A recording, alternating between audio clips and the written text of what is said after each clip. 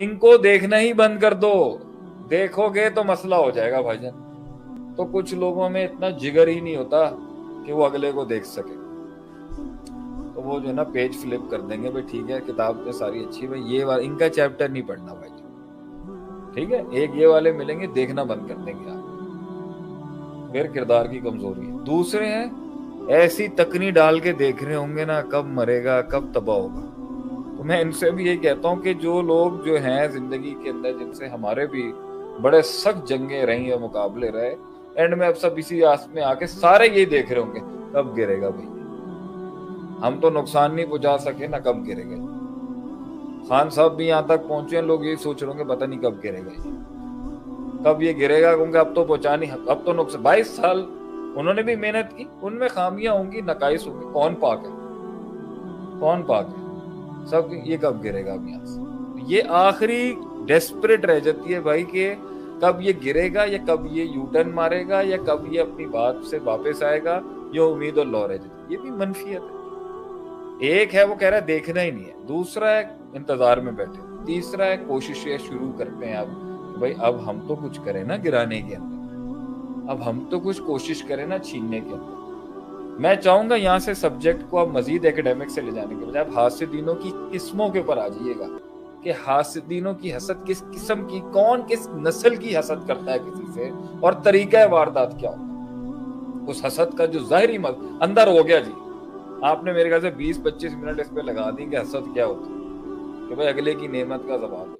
हमने इस पर भी बात कर लिया, अल्लाह की तरफ नहीं देख रहा या अपनी तरफ नहीं देख रहा, और तीसरी बात जो अदील साहब ने ऐड की, अपनों से नीचे को नहीं देख रहा। 3 करीने बनाते हैं, अल्लाह को नहीं देख रहा, अल्लाह की तकसीम के बारे में अकीदा ठीक नहीं है, खुद को नहीं देख रहा कि मुझे क्या क्या नहीं मिला हुआ, तीसरा अपने से नीचे वाले को नहीं देख रहा कि यार वो कितना महरूम है, चौथा पैराडॉक्स माइनस किया कि अगर उसको भी देखना है तो उसमें से भी पॉजिटिविटी निकाल लेना है कि यार मुझे खुशी है अल्लाह ने उसको दी, और अगर अच्छी चीज कर रहा है, अच्छी चीज दी है, तो अल्लाह से मैं भी मांगता हूँ अल्लाह मुझे भी दे ताकि मैं तेरी राह में ये काम करूँ। What a beautiful message of Islam is.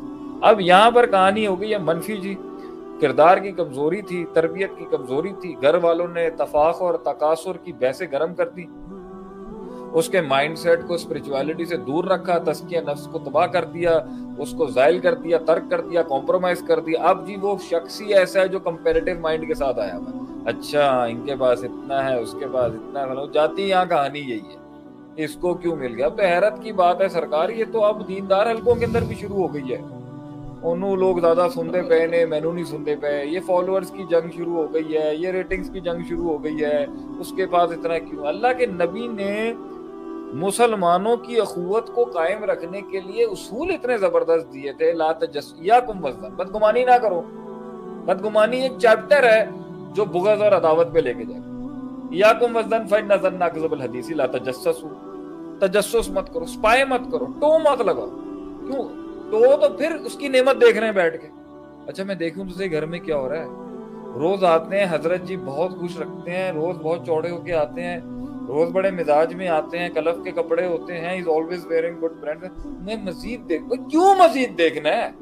तजस्सुस फिर दीन मज़मूमुन, दीन में दीन की शरीयत दीन के अंदर तजस्सुस किसी की जिंदगी में रखना, ये मतलब ये किरदार की क्या, आप क्यों देख रहे हैं, आपको क्या टो लेने की क्या शौक है आपको, और इसमें क्या हाल है कैसा चल रहा है, यहाँ तक ठीक है, टो लेनी है उससे पता करवाना है। और क्या कर रहे हो तुम, हाँ और क्या कर रहे हो आजकल?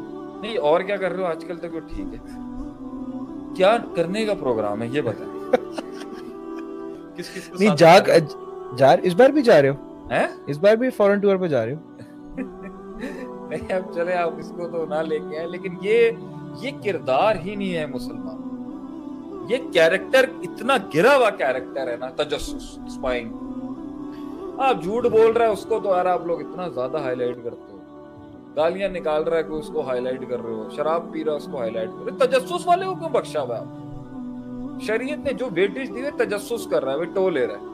मना किया है भाई कि जब तुम्हारे कैरेक्टर के अंदर इतनी पावर नहीं है, दूर रहो उन अनासर से जो तुम्हें बर्बाद कर सकते। इसलिए कहा गया है जिसकी अकीदे की पुख्तगी हो वो तो चले जा सकता है जहां ताउन है, लेकिन जब तुम ताउन को देखो तो ऐसे भागना वहां से जैसे शेर को देख के भागती। کیوں؟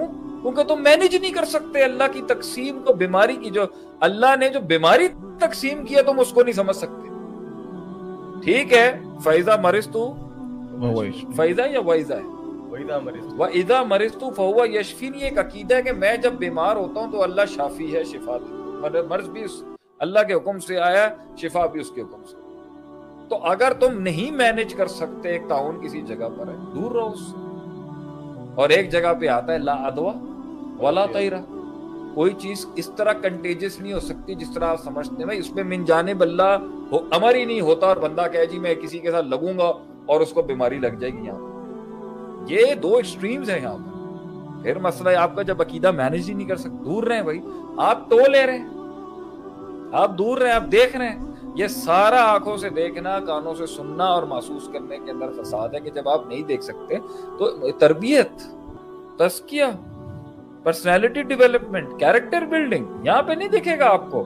بڑا شریف دکھا رہے ہیں جی, بڑا کم بولتا ہے, تقوی کی مورتی بنایا ہوا ہے اس کو ہر جگہ. بھائی 5 وقت کی نمازیں, حضرت کی زبان ایسی فصاحت والی ہے, لیکن اور اتنا زیادہ کمپوزڈ اور اتنا متقی پرہیزگار, کیا ہی بات ہے جی.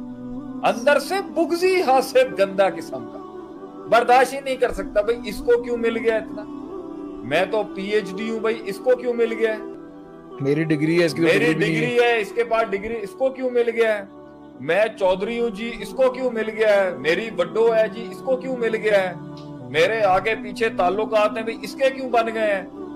ہم تو جی جدید پشتی کاروباری ہیں, انہوں نے کیوں بات کر دی ہے جی تجارت کے اوپر. تہاڈا کتنا ایکسپیرینس ہے. محفل کے ہم گرمانے کے اتنے مشہور ہیں, آپ نے کیسے محفل گرم کر دی. آپ اپریشیٹ کیوں نہیں کرتے کنٹریبیوشنز کو سوسائٹی میں. میں نے آج تک اپنی 14 سال کی فیلڈ کے اندر ہمیشہ اپریشیٹ کیا سب کو, اور وہ دور دیکھے ہیں جب میں نے ذرا بھی کیا ایسا نقد کیا ہے, ایسا. اور میں وہ بھی کر سکتا ہوں, آج بھی کر سکتا ہوں, لیکن وہ تنقید بھی اگر ہوگی اور وہ تردید بھی اگر ہوگی, اب وہ ایک پیکج کے ساتھ جائے گی. وہ تردید ایک جہت سے صرف نقد جا رہا اور کچھ نہ جا رہا, ایسے نہیں ہو سکتا. آپ اپریشیٹ کریں, پازیٹیوٹی کو اپریشیٹ کریں, آنے والے ٹیلنٹ کو اپریشیٹ کریں. باس گھبرا رہا ہے بھائی یہ زیادہ کیوں سیکھ رہا ہے, یہ نیچرلی اتنا ٹیلنٹڈ کیوں ہے. عدیل کے اندر اگر کوئی ہنر تھا یا کسی اور لڑکے میں ہنر تھا, وغیرہ ہم بیٹھے ہیں, نہیں دباؤ بھائی دباؤ. آپ اسے لیڈر کیسے حاسد ہو, لیڈر حاسد ہو گیا تو خبیب صاحب آپ اندازہ لگا پورا قوم برباد کر دے گا. لیڈر ہی نہیں ہے بیسیکلی وہ دیکھ, لیکن پوزیشن لیڈر کی دے دی آپ نے اس کو, کیونکہ وہ آپ کے سٹینڈرڈ کے اوپر لیڈر تھا. آپ نے اس کو اہل سمجھا, بٹھا دیا. آپ نے نفس کے اندر, تو اس لیے کہتے ہیں کتنے پاپی ہوتے ہیں سرکار مگر اہل ہوتے ہیں چلانے کے, کتنے ہی فاسق فاجر ہوتے ہیں مگر اہل ہوتے ہیں چلانے کے, کیونکہ ان میں وہ مسئلہ نہیں ہوتا جس کی وجہ سے ابلیس نے جنگ کا اعلان کیا تھا آدم علیہ السلام کی طرف. وہ زبان, تو وہ زیادہ پروڈکٹیو مسلمان ہے جو حسد نہیں کرتا مگر اس میں خامیاں ہیں بنسبت اس کے ظاہر تو ایسا ملے گا کہ آپ بس چوم لیں جا کے اگلے, اور باطن ایسا بغضی چھوٹا قلیل برداشت ہی نہیں کر سکتا کسی کو, اپنے آپ سے باہر نکل کے دیکھ ہی نہیں سکتا کسی کو. اپنی پرفیکشنزم کا بھی یہی, سب سے پرفیکشنزم بھی یہی ہے, تھوڑا سا نقص نہیں دیکھ سکتے اگلے کے اندر. اور جب ان کی نظر میں امپرفیکشن بینگز کو کچھ ملنا شروع, یہ بھی ایک بڑا نقطہ آ گیا عدیل بھائی. جی شیخ, پرفیکشنزم کے اندر سے بھی حسد پتہ کیوں نکلتی ہے, کیونکہ تکبر جو اس کا ظاہری مظہر ہے نا حسد کا, وہ ایک امپرفیکشن آدمی کے لیے یہ بات کرا دیتا ہے اس کو کیوں ملا. بھائی جب تم مشہور تھے ہم نے کچھ کہا, جب تمہارے پاس بندے آتے تھے ہم